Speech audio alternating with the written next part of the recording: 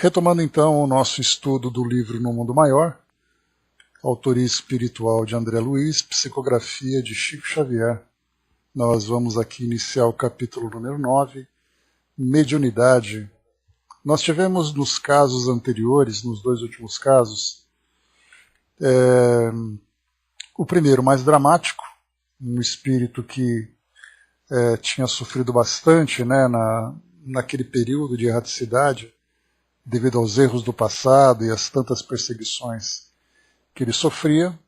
E no segundo caso, um caso já mais brando, já finalizando aquele período de reconstrução, de regeneração. Então, o estudo de hoje começa então aqui com mediunidade.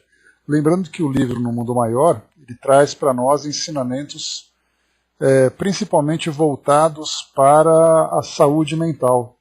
Seja essa saúde mental afetada por dramas do passado, por perseguições, por obsessões, ou mesmo por desequilíbrios que o próprio indivíduo acaba gerando, né, devido às suas ações do passado e também do presente, né, do seu presente. Então nós vamos agora para a mediunidade, né, para entendermos um pouquinho mais agora da perspectiva espiritual sobre essa faculdade essencial para todos nós.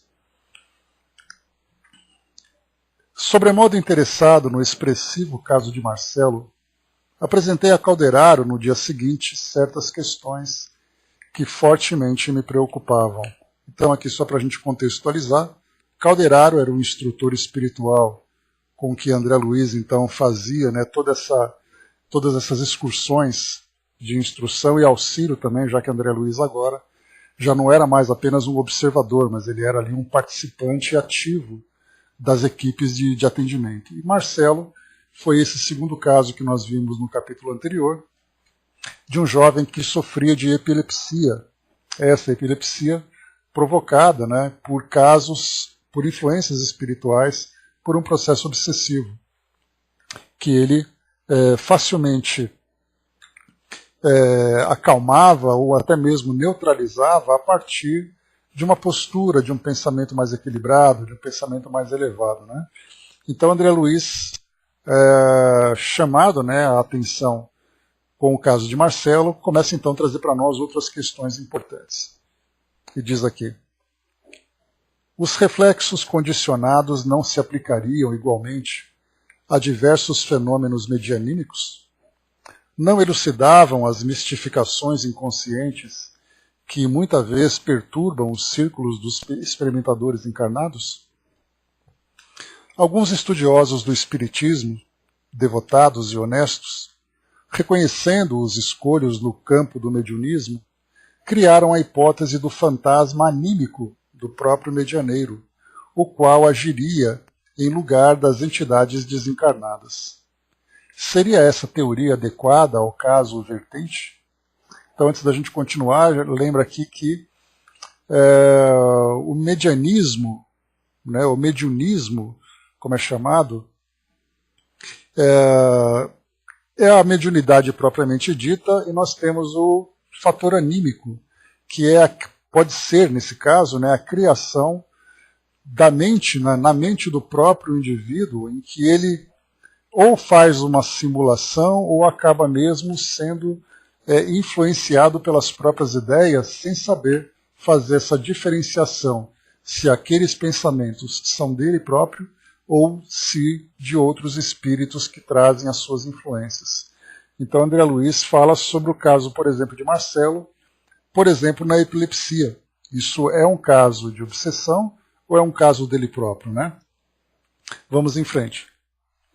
Foi o que o Calderaro trouxe para André Luiz, né, o Brás, falando que grande parte dos casos de epilepsia dizem respeito, se não de obsessões, do próprio desequilíbrio causado pelo indivíduo, né, salvo aqueles casos em que nós temos um trauma neurológico que provoca, então, esses casos de epilepsia.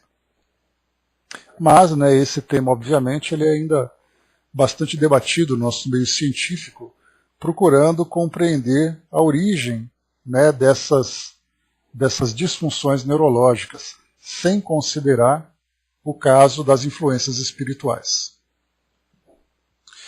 André colocou, né, li ou ouvi, não lembro onde, que todo caso de mediunismo tem animismo. Isso é isso ou entendi errado? Não, é verdade, sim. Nós inclusive estudamos nesse caso, né, André, e toda vez que se trabalha com o desenvolvimento mediúnico, é exatamente para fazer com que o médium interfira o menos possível nas comunicações. Porque somente nos casos em que há mediunidade mecânica, existe ali uma influência quase nula por parte do médium. Mas toda vez que uma informação passa pela sua mente, para poder se transformar ali numa comunicação de psicofonia ou de psicografia, ou mesmo, né, de o trabalho passista, dentre outros fenômenos, o médium ele acaba sendo também um colaborador ativo naquele fenômeno. Então, na verdade, o que nós vamos classificar do bom médium é o quanto ele interfere naquela comunicação. Então, como nós estudamos também lá no Livro dos Médiuns e também em outras obras, quanto menos interferência o médium provocar no fenômeno, né, essa interferência poderia simplesmente ser no caso das ideias, quando ele vai fazer uma psicografia. E nessa psicografia ele tenta, ainda que de boa vontade, ainda que não tendo a intenção, interferindo no conteúdo daquela mensagem, em que ele coloca uma ideia, em que ele muda o sentido de alguma palavra, é um tipo de interferência que ele tem. Então, nesse caso, o animismo, que é a sua participação, para o bom médium, ela tem que ser neutralizada tanto quanto possível. Para aqueles médiums que não têm esse preparo técnico, ou mesmo ali tem aquela dificuldade moral para lidar com a comunicação, ele acaba querendo colocar muito mais das suas ideias do que da ideia do espírito. Então esse caso é a parte anímica. Por isso que Emmanuel chama de mediunismo, ou fator medianímico, considerando a parte mediúnica e a parte anímica. Então não tem como um médium, sendo instrumento de um fenômeno, não dar pelo menos uma mínima cota de participação. É impossível isso. Ele sempre vai colaborar com seus fluidos, sempre vai colaborar com um pouco de suas ideias, então existe a parte anímica também. Continuando, vamos lá.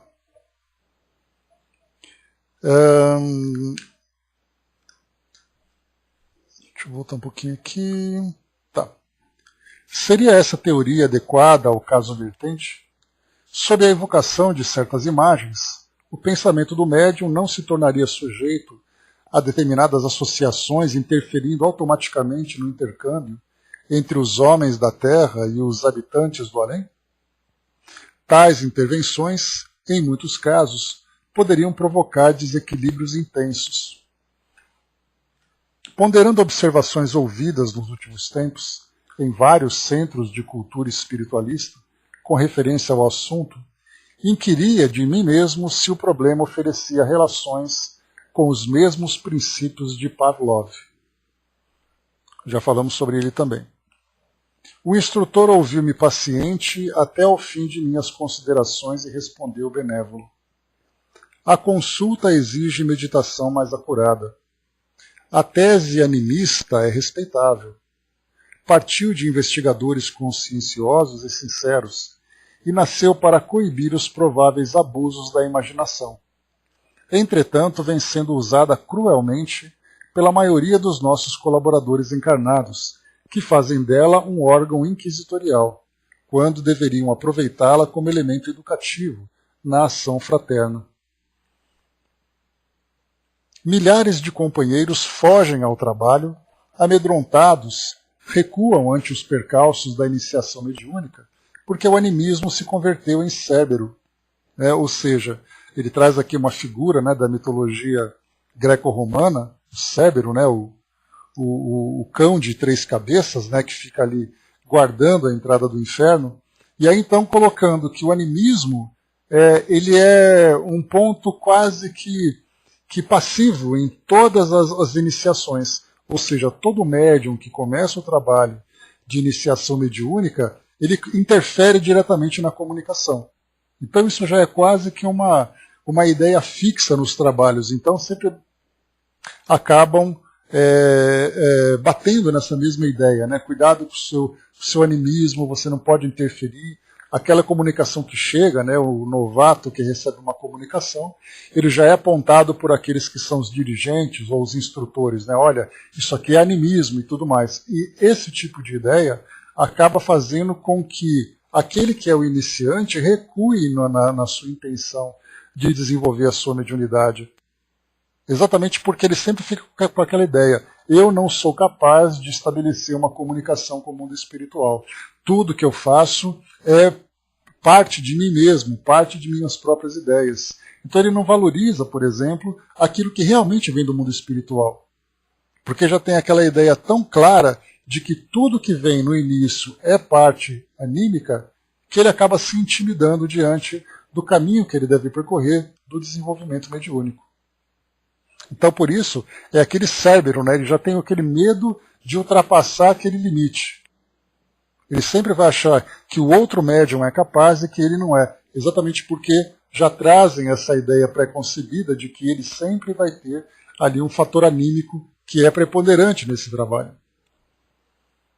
Afirmações sérias e edificantes, tornadas em opressivo sistema, impedem a passagem dos candidatos ao serviço pela gradação natural do aprendizado e da aplicação. Reclama-se deles precisão absoluta, olvidando-se lições elementares da natureza. Recolhidos ao castelo teórico, inúmeros amigos nossos, em se reunindo para o elevado serviço de intercâmbio com a nossa esfera, não aceitam comumente os servidores, que hão de crescer e de aperfeiçoar-se com o tempo e com o esforço. Exigem meros aparelhos de comunicação, como se a luz espiritual se transmitisse da mesma sorte que a luz elétrica por uma lâmpada vulgar. Nenhuma árvore nasce produzindo, e qualquer faculdade nobre requer burilamento. A mediunidade tem, pois, sua evolução, seu campo, sua rota. Não é possível laurear o estudante no curso superior sem que ele tenha tido suficiente aplicação nos cursos preparatórios, através de alguns anos de luta, de esforço, de disciplina. Daí, André, nossa legítima preocupação em fase da tese animista, que pretende enfeixar toda a responsabilidade do trabalho espiritual numa cabeça única, isso é, a do instrumento mediúnico. Precisamos de apelos mais altos que animem os cooperadores incipientes, proporcionando-lhes mais vastos recursos de conhecimento na estrada por eles mesmos perlustrada, a fim de que a espiritualidade santificante penetre os fenômenos e estudos atinentes ao espírito. Fez pequeno intervalo que não ousei interromper, fascinado pela elevação dos conceitos ouvidos, e continuou. Antes de continuarmos aqui, né? Bom dia, pessoal que chegou. Então, chamado a atenção para que os dirigentes de trabalhos de desenvolvimento mediúnico permitam aos iniciantes nessa tarefa de desenvolvimento que deem, né, vazão às suas ideias, mas também que considerem que essas ideias também vêm do mundo espiritual, e não apenas que seja algo relacionado com o seu próprio psiquismo. Então, precisamos fazer esse trabalho de reeducação. Isso desde aquela época, lembrando que esse livro aqui foi publicado ali por volta de 1945, 1950. Então, de lá para cá, essas instruções já estavam sendo transmitidas, e hoje nós encontramos ainda, infelizmente, em muitos grupos de desenvolvimento mediúnico, essa mesma ideia. E quando, por exemplo, aquele que é o iniciante diz assim: olha, eu realmente não interferi nessa mensagem. Essa mensagem veio do mundo espiritual. E aí, então, dependendo do seu conteúdo, vão dizer, então, que é uma fascinação, que é uma auto-obsessão que ele está sofrendo. Então, a ideia de que ele não é capaz, de que ele não tem essa condição de dar vazão às ideias dos espíritos sem interferir e tudo mais, acaba sendo assim: todos eles têm obstáculos. Então, o primeiro grande desafio é quebrar os obstáculos impostos pelo próprio trabalho de desenvolvimento, para depois, então, ele começar a filtrar a qualidade das comunicações que chegam do mundo espiritual. Então a primeira barreira acaba sendo posta pelos próprios encarnados. E continua para nós aqui então. Fez aquele pequeno intervalo. Vamos à tua sugestão. Os reflexos condicionados enquadram-se efetivamente no assunto. No entanto, cumpre-nos investigar domínio de mais graves apreciações. Os animais de Pavlov demonstravam capacidade mnemônica, ou seja, tinham ali naquela experiência uma capacidade de memória.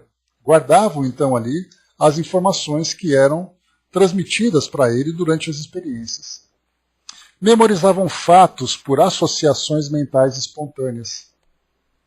Isso quer dizer que imobilizavam matéria sutil, independente do corpo denso, que jogavam com forças mentais em seu aparelhamento de impulsos primitivos. Se as consciências fragmentárias do experimento eram capazes de usar essa energia, provocando a repetição de determinados fenômenos no cosmos celular, que prodígios não realizará a mente de um homem cedendo não a meros reflexos condicionados, mas a emissões de outra mente em sintonia com a dele. O que ele está querendo dizer para nós aqui? Quando Marcelo, o nosso personagem do capítulo anterior, tinha então as crises epiléticas, olhando da perspectiva espiritual, André Luiz e Calderaro tratavam exatamente do processo obsessivo. Como Marcelo tinha lembranças dolorosas, porque ele tinha sido ali um indivíduo que tinha se aproveitado de sua posição, e nessa posição ele tinha subjugado, tinha ali machucado, até mesmo levado à morte muitas pessoas. Essas pessoas então vieram, com o passar do tempo, buscar a sua vingança, mas rapidamente ele percebeu o erro que ele tinha cometido, e diante desse erro então ele procurou se reajustar perante a lei divina, procurou então dissipar essas inimizades que foram criadas com o tempo. Então, ficando ali um ou outro obsessor, esse indivíduo ele lançava essas imagens do passado na mente de Marcelo.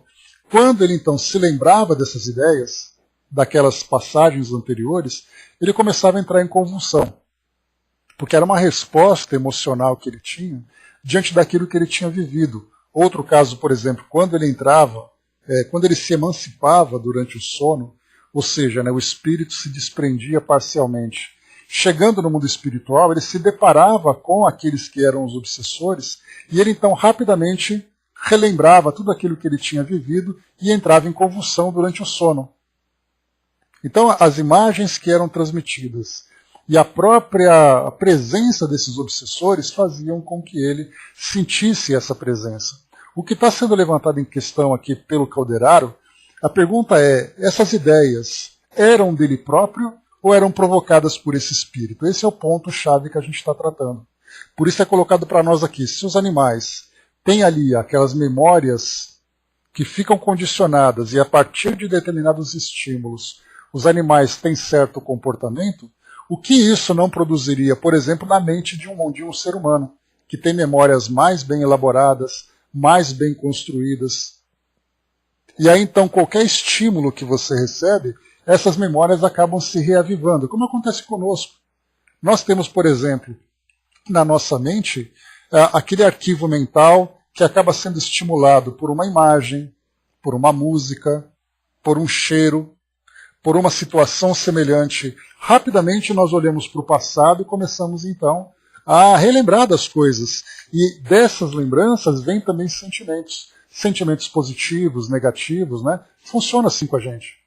Então, nesse caso que nós estamos falando aqui, é com relação àquelas crises que Marcelo tinha, e a pergunta é, essas crises eram provocadas pelas suas próprias lembranças ou eram provocadas pelos espíritos que estimulavam essas imagens? Por isso, então, lendo mais uma vez, só para a gente contextualizar. Bom dia, Bruno. Se as consciências fragmentárias do experimento eram capazes de usar essa energia, provocando a repetição de determinados fenômenos no cosmos celular, que prodígios não realizará a mente de um homem, cedendo não a meros reflexos condicionados, mas a emissões de outra mente em sintonia com a dele. Dentro de tais princípios, é imperioso que o intermediário cresça em valor próprio. Então, por que essa necessidade imperiosa? A própria história de Marcelo contava, né, que ele mesmo admitia isso, reconhecendo a sua condição. Ele dizia para o pai, né, naquela reunião familiar que nós vimos no início do capítulo, quando eu elevo os meus princípios, quando eu tenho ali atitudes, pensamentos e sentimentos nobres, aquelas crises se acalmam.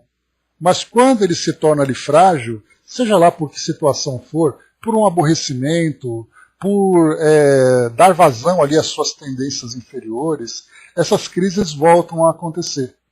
Então, na verdade, ele já sabia, ele percebia isso, já que, como eu falei para vocês, ele se encontrava num estágio final de aperfeiçoamento diante daqueles erros do passado. Então ele percebia que a sua proteção, o seu sistema de autodefesa, dependia exatamente da elevação dos seus valores. Então ele sabia que ele se sentia muito bem quando ele estava harmonizado, vamos dizer assim. Mas quando ele se desequilibrava, as coisas então pioravam. Por isso foi colocado para nós aqui. Dentro de tais princípios, é imperioso, quais os princípios? Os princípios de sintonia. É imperioso que o intermediário cresça em valor próprio. Ocorrências extraordinárias e desconhecidas ocupam a vida em todos os recantos, mas a elevação condiciona a fervorosa procura. Ninguém receberá as bênçãos da colheita sem o suor da sementeira. Lamentavelmente, porém, a maior parte de nossos amigos parece desconhecerem tais imposições de trabalho e de cooperação. Exigem faculdades completas. O instrumento mediúnico é automaticamente desclassificado se não tem a felicidade de exibir absoluta harmonia com os desencarnados, no campo tríplice das forças mentais, perispirituais e fisiológicas. Compreendes a dificuldade? Então, esse tríplice campo, forças mentais, perispirituais e fisiológicas. Fisiológicas, a própria constituição mediúnica no corpo físico. Perispiritual, qualidade dos seus fluidos. Mentais, a qualidade de suas ideias. Então nós vemos assim que, estando em harmonia mental, perispiritual e fisiológica, o médium é aquele instrumento perfeito de comunicação. Se acontece que uma desarmonia num desses campos, nós temos então uma reação em cadeia. Aquele que tem, por exemplo, um desequilíbrio mental nos seus valores, nas suas ideias, no seu arquivo mental, ele acaba desequilibrando o seu perispírito, que por consequência desequilibra também o seu corpo físico. Então, nesses três, todos eles trabalham em plena harmonia. Um desarmonizando leva os dois juntos também. André colocou, mas esse tríplice precisa de muitos anos ou muitas encarnações. Sim, essa é exatamente a grande dificuldade. Por isso que durante o trabalho de desenvolvimento mediúnico é necessário essa compreensão da imperfeição do médium, inicialmente no trabalho, ou mesmo naqueles que sofrem essas influências, e fazer esse trabalho de reconstrução moral. Reconstrução não, de construção, na verdade, né? Porque como ele se encontra num processo de desenvolvimento, ele então vai se submeter a todas as experiências e vai ter um crescimento gradativo. Por isso que ele coloca, compreende a dificuldade? E olha como foi colocado aqui na oração anterior. O instrumento mediúnico, o médium, é automaticamente desclassificado se não tem a felicidade de exibir absoluta harmonia com os desencarnados. Nesse caso, né, toda essa pretensão de imaginar, né, somente aquele médium perfeito consegue ter ali comunicações belíssimas com o plano espiritual. Só que todos nós, né, inclusive a própria mediunidade, acaba sendo o tal instrumento de aperfeiçoamento. Então ele vai utilizar a mediunidade para se aperfeiçoar Ele não vai vir perfeito para usar a mediunidade, salvo os médiuns que são ali, no caso os médiuns que são missionários, que já chegam com todas essas qualidades prontas. Mas, de um modo geral, o trabalho é de aperfeiçoamento, e não um trabalho missionário. Sim, começava a entender. As elucidações, todavia, eram demasiado fascinantes para que me abalançasse a qualquer apontamento. Guardei, por isso, a continuação das definições na postura de humilde aprendiz. O assistente percebeu minha íntima atitude e continuou. Buscando o símbolo mais singelo, figuremos o médium como sendo uma ponte a ligar duas esferas, entre as quais se estabeleceu a aparente solução de continuidade, né? Ou seja, interrupção, em virtude da diferenciação da matéria no campo vibratório. Então, como existe ali uma interrupção na comunicação entre mundo espiritual e mundo físico, exatamente por essa diferença vibratória, o médium então se transforma numa ponte, conectando essas duas dimensões. Para ser um instrumento relativamente exato, é-lhe imprescindível haver aprendido a ceder, e nem todos os artífices da oficina mediúnica realizam, a breve trecho, tal aquisição, que reclama devoção à felicidade do próximo, elevada compreensão do bem coletivo, avançado espírito de concurso fraterno e de serena superioridade nos atritos com a opinião alheia. Então, olha só as pequenas virtudes que ele pede, né? Nesse caso, né? Ele é imprescindível haver aprendido a ceder. O que é esse ceder? Ceder exatamente os impulsos do próprio orgulho e da vaidade. Então, quais são as qualidades, né? Ou quais são os exercícios que ele deve realizar para poder se transformar exatamente naquele médium ideal? Primeiro, devoção à felicidade do próximo. Aqui nos tempos em que nós nos encontramos, né? Aqui no que nós nos encontramos, nós temos aqui, por exemplo, cada um querendo viver a sua felicidade em detrimento da felicidade do outro.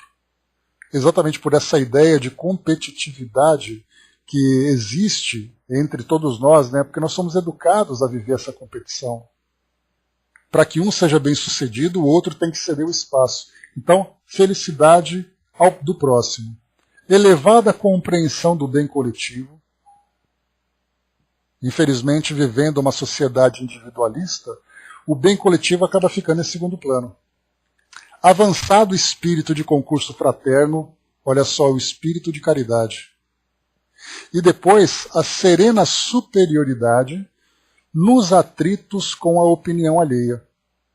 Então, essa serena superioridade, diante das divergências que nós encontramos, nós somos constantemente inflamados por isso. Nós temos ali situações mais diversas que acontecem pelo mundo afora, principalmente na nossa pequena sociedade, né, com questões políticas, questões sociais, questões religiosas, ideológicas. Então, em vez de nós superarmos essas divergências, buscando aquilo que existe de mais favorável para toda a comunidade, não. Nós tomamos partidos e nos inflamamos e derrubamos tudo aquilo que estava sendo construído. Então, esses são os exercícios que precisam ser realizados. Aqui nós tivemos, né, a grata presença da nossa querida Cecília, mentora aqui da nossa sala, do nosso trabalho, trazendo para nós aqui uma bela comunicação. Vamos lá. Ela diz assim para nós: Irmãos amigos, Cecília na graça de Deus. Hoje venho aqui rapidamente trazer uma mensagem de cuidado, ajuda na oração e trazer o olhar e vigiar, porque estamos no mês em que a psicosfera dessa região planetária se envolve em situações mais preocupantes. A vigília é muito importante.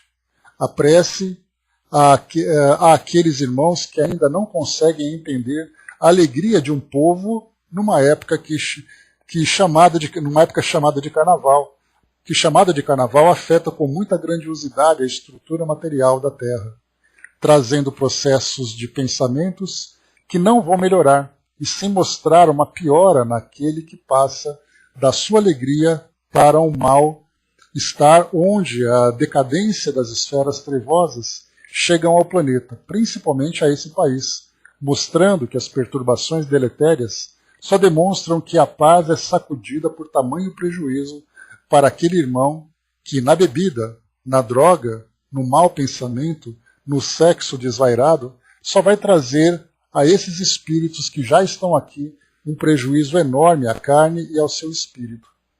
Portanto, irmãos, trago a vocês um pequeno recado onde o melhor a se fazer nessa hora é orar por aqueles que estão nas ruas, nos clubes, porque a situação nesse momento requer bastante a sintonia com o plano divino. Ismael cuidando de tudo e nosso Pai amortizando processos bastante temerosos. Que a luz maior esteja sempre envolvendo esse lugar tão lindo e espirituoso, e que a paz, através das preces e orações, possam tornar esse país e essa terra que caminha no sentido de melhora a todos que moram nesse lugar. Que Deus abençoe a todos, graças a Deus, Cecília, na graça de Deus. Então aí uma palavra sempre carinhosa, sempre muito querida de nossa Cecília, que traz uma mensagem assim somada a tantas outras mensagens que chegam para nós de espíritos amigos, chamando a atenção, tranquilo, Dudu, chamando a atenção para esse período tão sensível que é o período do Carnaval aqui no Brasil, onde nós encontramos ali excessos de toda a ordem. E quando nós falamos dessa harmonia de que nós estamos tratando aqui agora, falando sobre a importância do equilíbrio, do pensamento elevado e do pensamento mais puro possível para que as comunicações com o plano espiritual seja bem estabelecido, nós encontramos no nosso comportamento cotidiano, principalmente num período como esse, todo esse desequilíbrio e que depois traz consequências dolorosas, porque se um espírito procura no seu cotidiano manter ali os seus valores elevados, os seus valores sólidos, e ele então se deixa levar por esses impulsos negativos, tudo aquilo que ele havia construído até então, houve um retrocesso enorme, ele vai ter que começar tudo de novo. E esse recomeço é sempre bastante penoso. Importante, então, mensagem para nós, para chamar atenção sobre esse período do Carnaval, que começa agora, São, deixa eu ver, daqui uma semana. No final da semana que vem já começa aqui toda a bagunça do Carnaval por aqui, Pois é, mas a sexta-feira, no dia 1º de março, já começa, Então, a Ana colocou para nós, Livro dos Médiuns, capítulo 20, questão 226, quais as condições necessárias para que a palavra dos espíritos superiores nos chegue isenta de qualquer alteração? A resposta: querer o bem, expulsar o egoísmo e o orgulho, Ou seja, exatamente aquilo que André Luiz recebe de instrução de Calderaro, perfeitamente harmonizada com aquilo que Kardec já instruía através das lições, das orientações dos espíritos superiores. Então, que casando bonitinho, Continuando para nós, vamos lá. Então, vimos aqui as condições necessárias para que um trabalho mediúnico seja bem realizado, bem estruturado.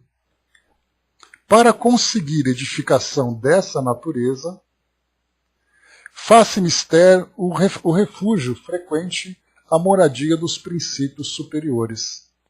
A mente do servidor há de fixar-se nas zonas mais altas do ser, onde aprenderá o valor das concepções sublimes, renovando-se e quintessenciando-se para constituir elemento padrão dos que lhe seguem a trajetória.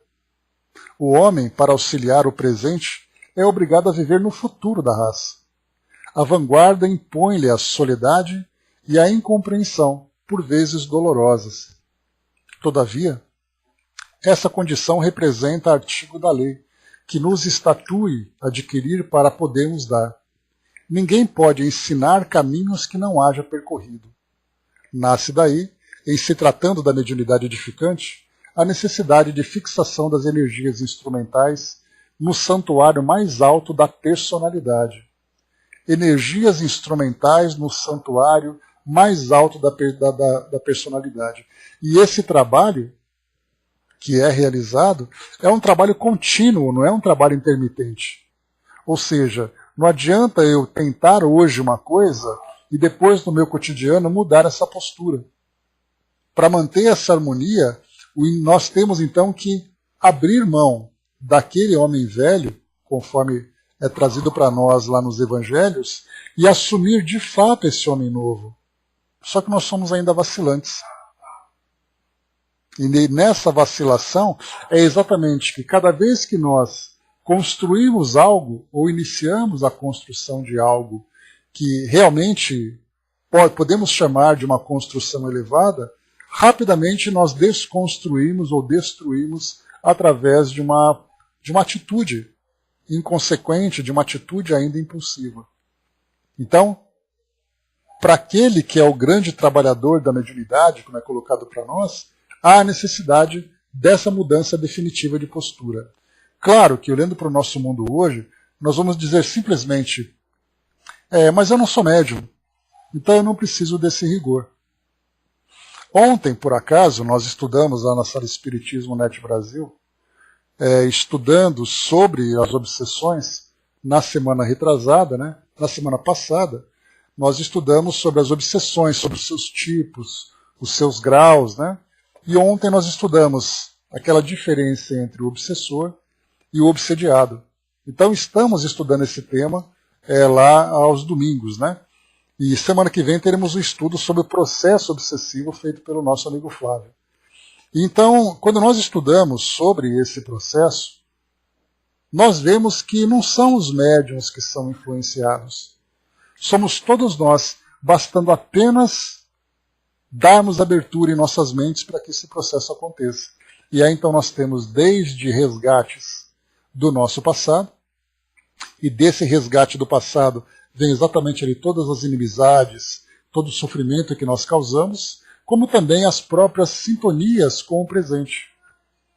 Nessa sintonia que nós criamos no nosso presente, pelas nossas tendências, pelas nossas escolhas, nós criamos então situações dolorosas. Né? Não nesse caso aqui, Braz, o que é colocado aqui por André Luiz nesse capítulo Mediunidade, ele aborda exatamente aqueles que são médiuns ostensivos, que são assim, trabalhadores da mediunidade. Tanto que ele fala ali sobre as dificuldades do início do desenvolvimento mediúnico. Mas a gente expande exatamente isso, que o fato de você não trabalhar num centro espírita não tira a sua condição de intermediário com o mundo espiritual. Só que você sofre as consequências sem sequer se dar conta disso. Cria-se essa situação, tem essa abertura, trazendo ali as condições favoráveis para que uma influência negativa aconteça.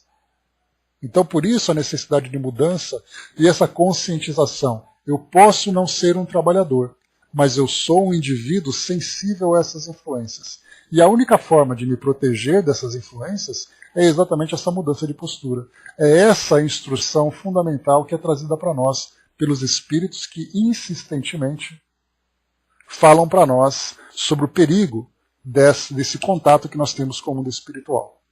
O Tico até colocou melhorar interiormente é obrigação de todos, não é especificamente ligado a médium. Exatamente, sendo ostensivo ou não ostensivo, né, ou mesmo sendo um indivíduo comum, independente de considerarmos esse fator mediúnico, o processo de evolução, de crescimento de todos nós é algo natural.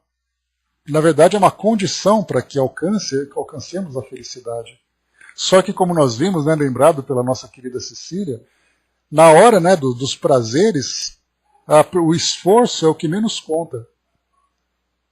Então, quando nós pensamos assim, felizmente, a nossa sociedade vem mudando as suas ideias, vem mudando as suas posturas. E quando chega nessa época, a gente vê que não mudou nada.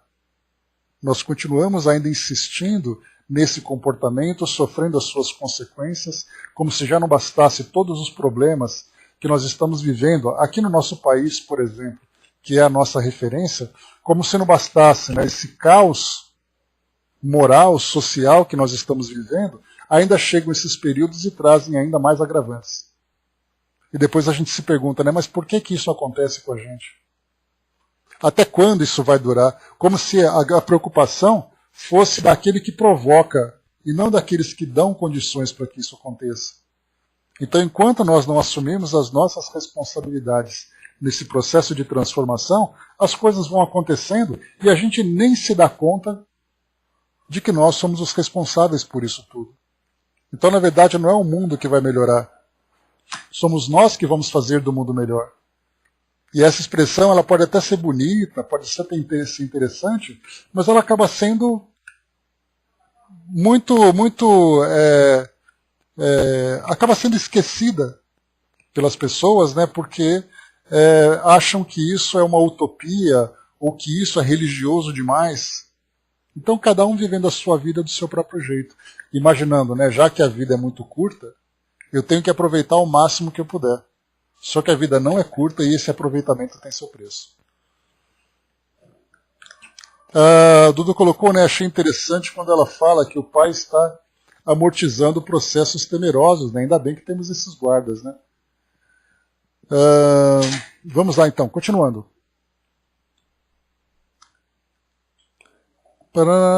Ninguém pode ensinar caminhos que não haja percorrido. Nasce daí, se tratando da mediunidade edificante, a necessidade de fixação das energias instrumentais no santuário mais alto da personalidade. Aqui, então, nós estamos focando no trabalho mediúnico, né? Fenômenos não lhes importa a natureza, é forçoso reconhecer que assediam a criatura em toda parte. A ciência legítima é a conquista gradual das forças e operações da natureza, que se mantinham ocultas à nossa acanhada apreensão. E como somos filhos de Deus revelador, infinito em grandeza, é de esperar tenhamos sempre à frente ilimitados campos de observação, cujas portas se abrirão ao nosso desejo de conhecimento, à maneira de que agradeçam nossos títulos meritórios. Por isso, André, consideramos que a mediunidade mais estável e mais bela começa entre os homens no império da intuição pura. Moisés desempenhou sua tarefa compelido pelas expressões fenomênicas que o cercavam. Recebe, sob incoercível comoção, os sublimes princípios do Decálogo, sentindo defrontar-se com figuras e vozes materializadas no plano espiritual. Entretanto, ao mesmo tempo que transmite o não matarás, não parece muito inclinado ao inquebrantável respeito pela vida alheia. Sua doutrina, venerável embora, baseia-se no exclusivismo e no temor. Então, inicialmente, lembra de Moisés, né, que, como eu já tinha falado anteriormente, a respeito das fases evolutivas, né, das filosofias, da própria humanidade, cada época tem ali o seu trabalho a ser feito. Moisés, então, trouxe para nós 10 mandamentos rígidos, e com essa mesma rigidez ele cobrava o comportamento das pessoas. Então nós tivemos ali, para quem lê, por exemplo, livro como Deuteronômios, lá do Antigo Testamento, né, nos primeiros livros, ou então com Levíticos, a gente vê uma lei muito severa, a ponto, inclusive, de colocar a vida de uma pessoa em jogo, ameaçando a vida de alguém por um comportamento equivocado. Então, se por um lado tem o não matarás, por outro, dizendo, por exemplo, que aqueles que são os necromantes, ou seja, aqueles que falam com os mortos, devem ser expulsos e até mesmo apedrejados. Aquele que mata um deve ser morto também. Quer dizer, não matarás de um lado, mas do outro. Então, mas o período era um período muito... Não vou colocar um período muito selvagem, seria uma expressão equivocada, mas era um período muito primitivo. Então a rigidez era necessária naquela época. Depois vem para nós, com Jesus, o aspecto da mediunidade é diferente. Mantém-se o mestre em permanente contato com o Pai, através da própria consciência do próprio coração. Transmite aos homens a revelação divina, vivendo-a em si mesmo. Não reclama justiça, nem pede compreensão imediata. Ama as criaturas e serve-as mantendo unido a Deus. Em razão disso, a Boa Nova é mensagem de confiança e de amor universal. Vemos, pois, dois tipos de medianeiros do próprio céu, eminentemente diversos, mostrando qual o padrão desejável. O mediunismo comum, portanto, o colaborador, no mediunismo comum, portanto, o colaborador servirá com a matéria mental que lhe é própria, sofrendo-lhes as imprecisões naturais diante da investigação terrestre.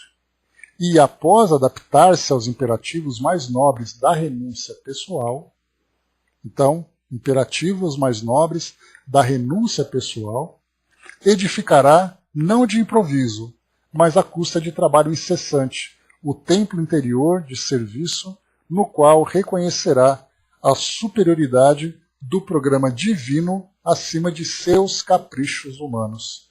Então a mediunidade, na verdade, se ela é um canal de comunicação entre o mundo espiritual e o mundo físico, a fim de trazer essas mensagens edificantes a respeito das leis divinas para o nosso conhecimento, o médium, então, já não vai mais ter aquele capricho de fazer uma mediunidade à moda da casa.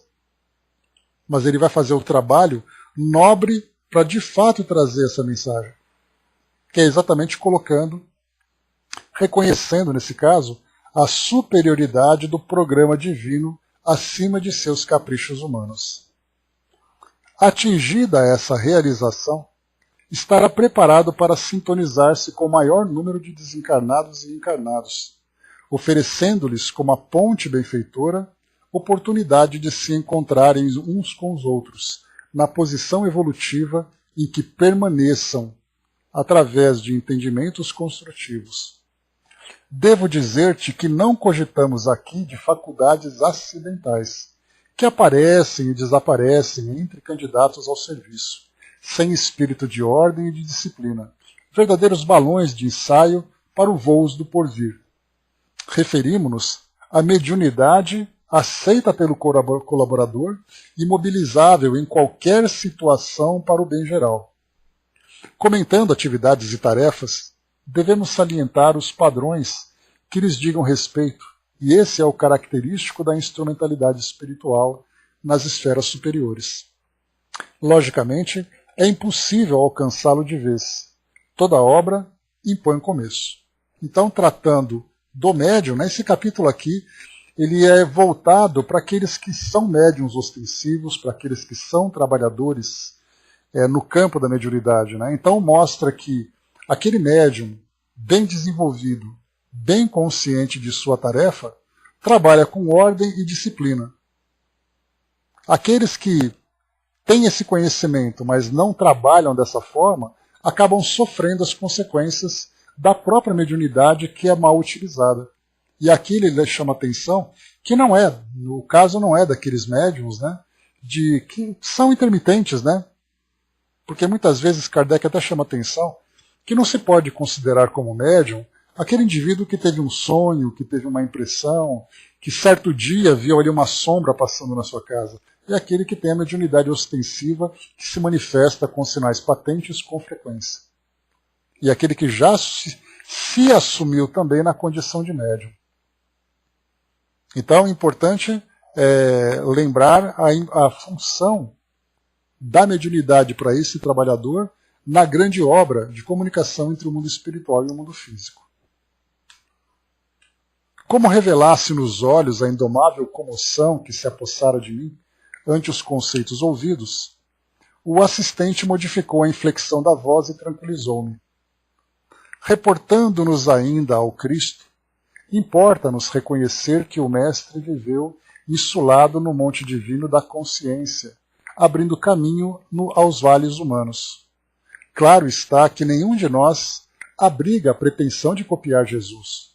Contudo, precisamos inspirar-nos em suas lições. Há milhões de seres humanos, encarnados e desencarnados, de mente fixa na região menos elevada dos impulsos inferiores, absorvidos pelas paixões instintivas, pelos remanescentes do pretérito envelhecido, presos aos reflexos condicionados das comoções perturbadoras a que, inermes, se entregaram.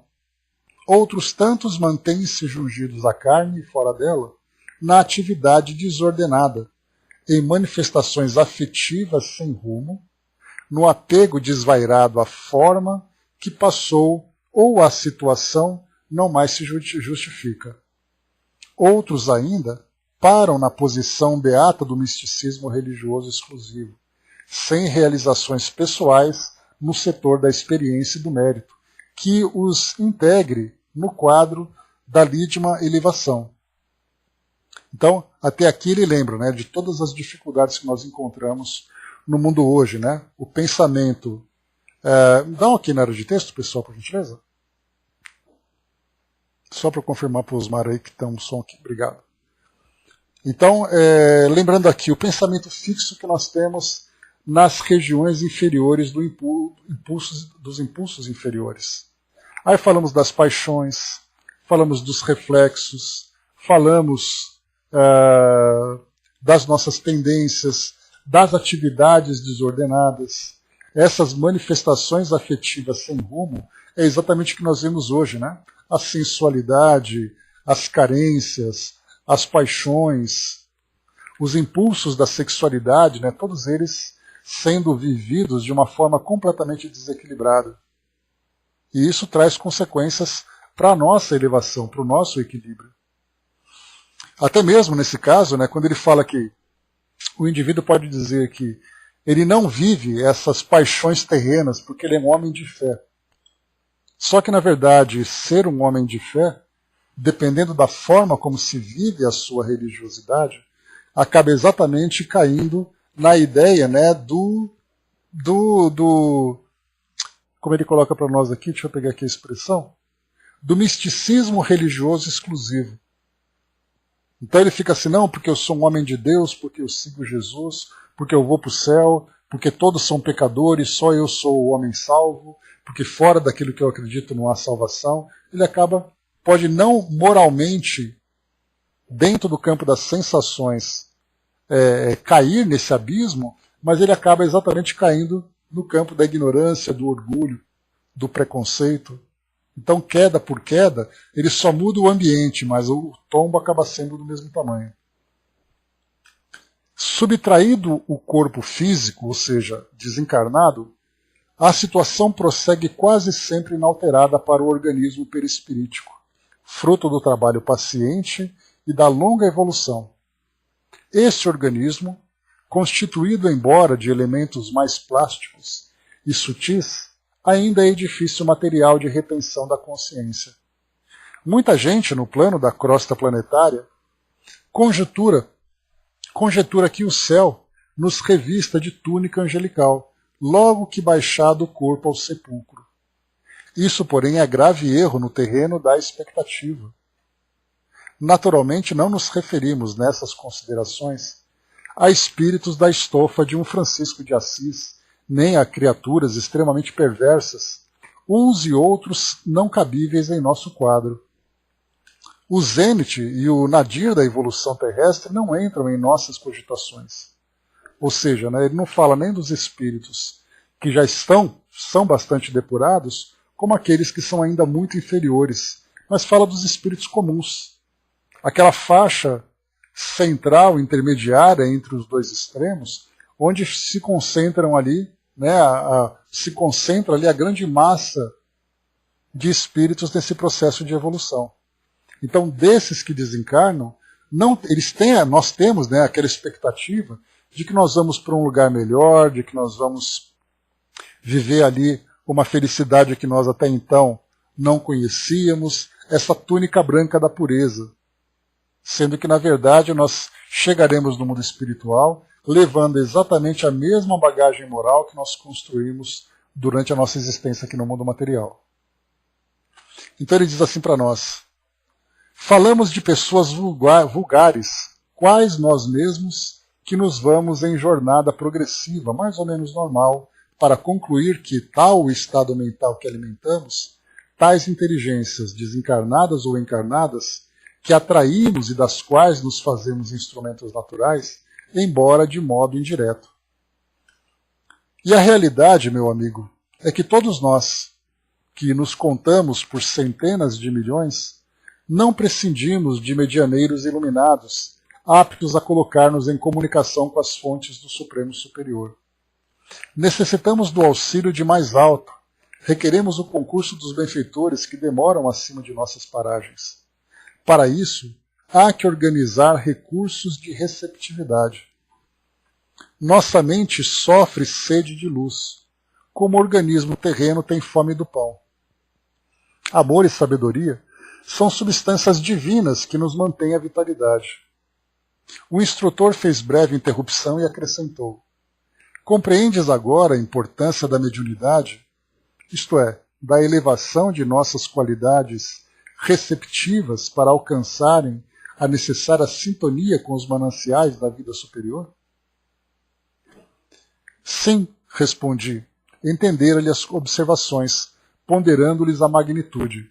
Então, até aqui, o que nós temos de aprendizado que foi colocado? Essa capacidade que nós temos de nos sintonizarmos com as ideias superiores do plano espiritual é tudo aquilo de que nós necessitamos individualmente para o nosso próprio crescimento. Somos nós que vamos até o mundo espiritual buscar os recursos necessários para o nosso crescimento. Através dessa conexão, se ela não for ostensiva, eu posso, através da intuição, receber todas as orientações que eu preciso. Mas devido a todos esses obstáculos que nós criamos, somos nós que interrompemos essa conexão. E aí então nós ficamos na dependência daqueles que trazem essas mensagens para nós, e aí então nós vamos ler, nós vamos ouvir um estudo, ouvir uma palestra, para receber essa lição. Sendo que todos nós, como lembra aquela passagem, né, do Evangelho, deixai brilhar a vossa luz. Só que na verdade todos nós estamos em busca de uma luz que não brilha dentro de nós, porque nós acreditamos não ser capazes de fazer com que ela brilhe. Então, todos nós temos essa mesma luz, todos nós temos essa mesma capacidade. Só que, infelizmente, né, no grau evolutivo em que nós estamos, dá a impressão de que nós vivemos em plena escuridão. Aí nós olhamos então para o mundo buscando aqueles que se tornam as nossas referências. Então nós vamos, através da busca por esses ensinamentos que chegam através desses emissários, né, e nós então dedicamos toda a nossa atenção, toda a nossa devoção, toda a nossa admiração pela capacidade que eles têm. E não reconhecemos a nossa própria capacidade. O instrutor fez breve interrupção e acrescentou: compreendes agora a importância da mediunidade? Isto é, da elevação de nossas qualidades receptivas para alcançarem a necessária sintonia com os mananciais da vida superior? Sim, respondi, entendera-lhe as observações, ponderando-lhes a magnitude. Não é serviço que possamos organizar da periferia para o centro, prosseguiu Calderaro, e sim do interior para o exterior. Importante isso, né? Uma frase que eu sempre cito nos nossos estudos é que ninguém convence ninguém, são as pessoas que se convencem. Esse autoconvencimento, ele começa dentro de nós. Então eu tenho essa convicção, e a partir dessa convicção eu começo então a transformar as minhas ideias, as minhas palavras e as minhas ações. Não é o outro que vai me dizer alguma coisa e eu vou me convencer.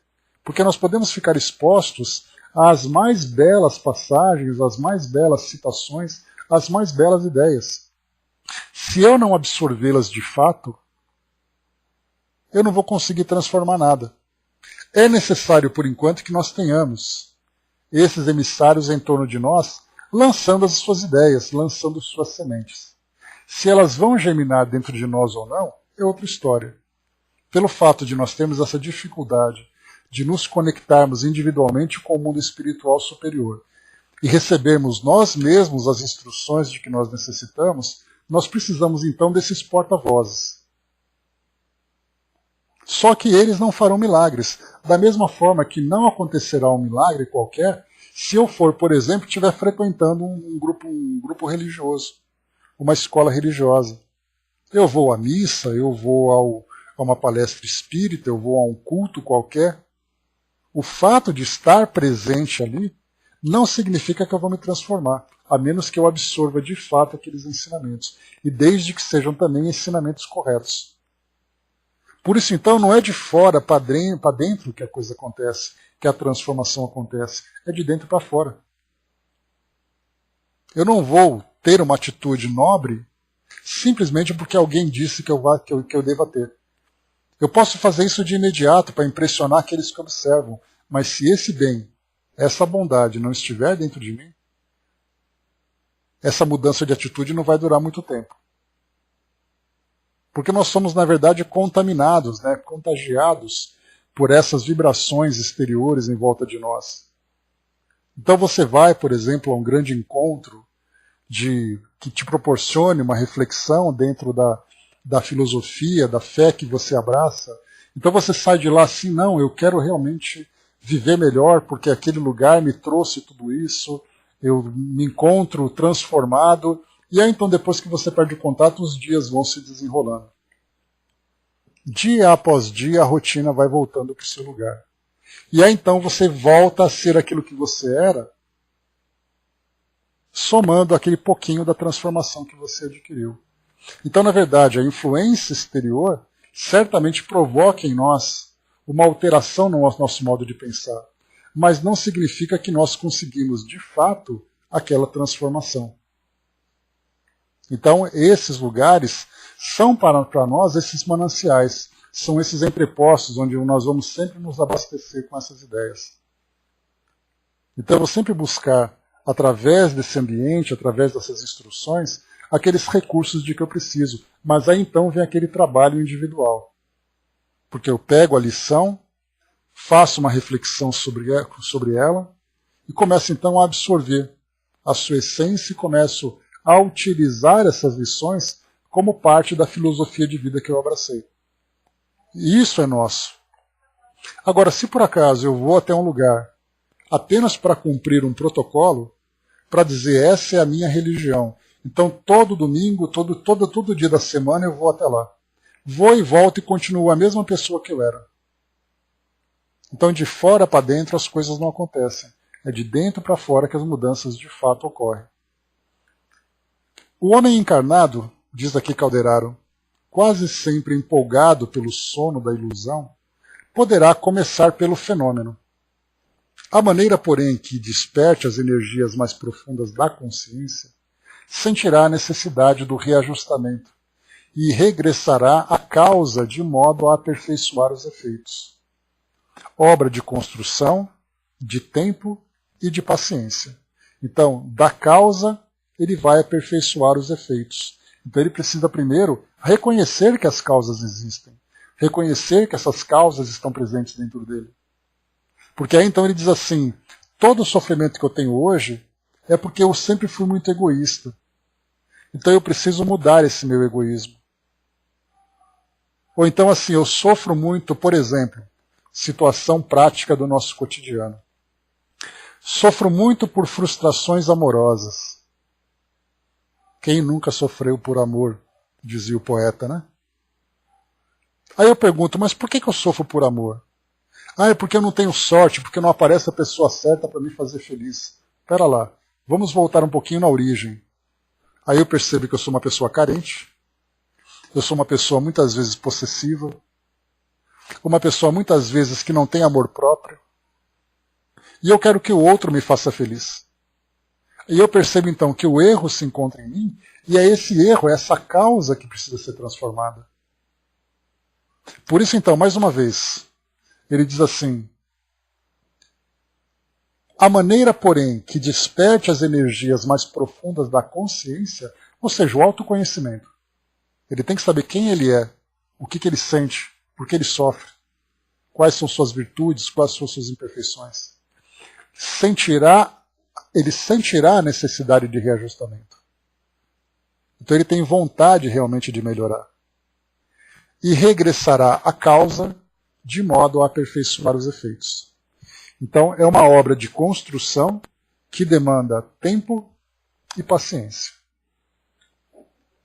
Chegados, aliás, esse trabalho de autoconhecimento, que é o que mais os espíritos trazem para nós na nossa doutrina, né? Jesus já repetia isso várias vezes. né, através de muitas das suas passagens, mas os espíritos vieram agora de um modo muito claro, né, que se você não se conhecer, não saber quem você é, o que existe de você dentro de cada um de nós, o que existe de melhor, o que existe de pior, e o que precisa ser feito para essa transformação, a gente vai ficar vivendo como se a nossa vida fosse um jogo de dados, com sorte e azar. Porque aquele que se casou e teve um relacionamento saudável, ele teve mais sorte que eu que não tive. Porque aquele que tem um trabalho, porque aquele que tem um estilo de vida, tudo isso, né, a gente acaba colocando no mundo e nas pessoas, né, depositando na mão das pessoas e do mundo a responsabilidade da nossa felicidade. Sendo que, na verdade, eu tenho que me conhecer, eu tenho que desejar me amar, e a partir desse auto-amor, eu começar a construir a felicidade e compartilhar essa felicidade no mundo que eu vivo, com as pessoas com quem eu vivo. E não o contrário. Não é buscar fora de mim aquilo que vai me fazer feliz, mas é eu trabalhar a felicidade dentro de mim. Aí eu vou dizer assim, mas eu não consigo ser feliz. Eu sou uma pessoa muito infeliz. Vamos voltar à causa. Por que você é infeliz? E aí, felizmente, nós temos, né, os nossos terapeutas, os psicólogos, né, que fazem esse trabalho de auxílio, né, estimulando sempre ao autoconhecimento. E esse autoconhecimento é exatamente a busca dentro de si mesmo das origens de todo esse sofrimento. E é claro, né, que além disso tudo, a gente começa a lembrar também das fronteiras, né, que precisam ser transpostas à fronteira da nossa existência atual. Que aí Kardec, lá no capítulo 5 do Evangelho segundo o Espiritismo, Bem-aventurados os aflitos, ele fala, né, sobre as causas atuais e as causas anteriores das aflições. E aí os AFs também, estamos ali, né? Então essas causas anteriores, muitas vezes o indivíduo não encontra na vida atual dele a causa do seu sofrimento. E aí então a doutrina espírita, vindo com aquela responsabilidade de ser o consolador prometido, tem exatamente essa responsabilidade por nos oferecer o conhecimento de quem de fato nós somos. Nós não somos os indivíduos que hoje estão aqui vivendo o seu dia a dia com nome, com número de documento, com endereço residencial. Nós somos espíritos imortais que temos uma longa história.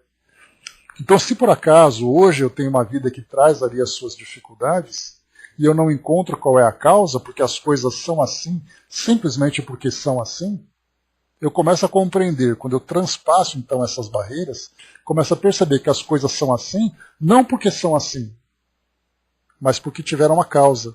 E eu preciso buscar essa causa lá atrás. É uma novidade para nós esse conhecimento. Nós que estudamos com frequência, temos essas informações, né, falando sobre as nossas existências anteriores, sobre a lei de causa e efeito, sobre a imortalidade do espírito, sobre as repercussões das nossas escolhas do passado sobre o presente, também do presente sobre o futuro. Teoricamente é tudo certo. Mas como nós vamos trabalhar isso?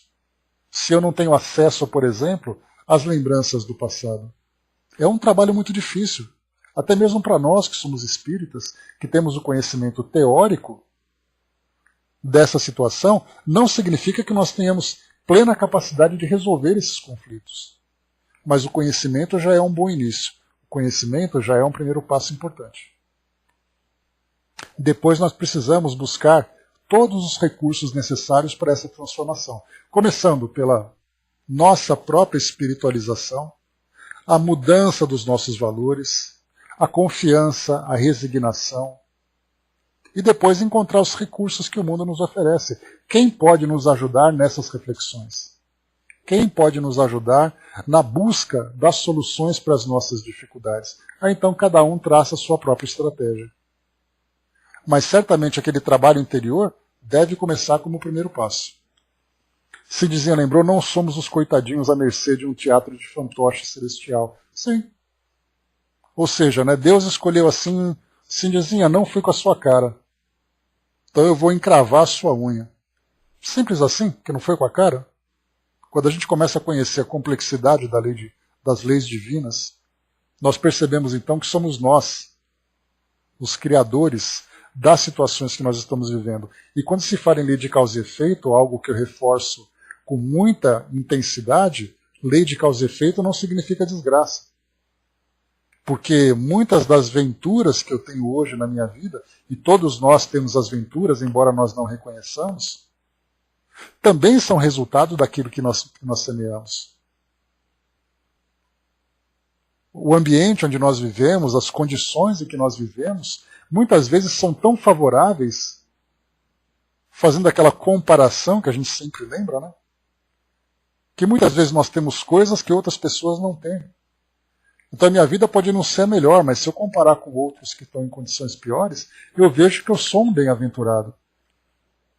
Que tem aquele pouco, mas o pouco suficiente para me dar uma estabilidade. O resto é um trabalho que eu tenho que fazer de reconstrução. O Chico até colocou, né, estamos bem perto de termos um Talmud espírita, né, quase isso, né? A assim dizia colocou, mal sabe assim dizia que pintou o 7 nas existências anteriores. Agora ela sabe, né? Só não sabe que cor que usou, mas que sabe que pintou, né? Esse que é o detalhe. Para a gente finalizar, pessoal, chegando aqui no nosso final. Chegados a essa altura da conversação, o orientador convidou-me ao serviço de assistência à dedicada senhora, médium em processo de formação, que lhe vinha recebendo socorro para prosseguir na tarefa, com a fortaleza e serenidade indispensáveis. Então agora André Luiz recebeu toda essa instrução a respeito da mediunidade, a respeito da necessidade de se estabelecer uma sintonia com o plano espiritual superior para receber, né, o alimento do espírito para se fortalecer, e agora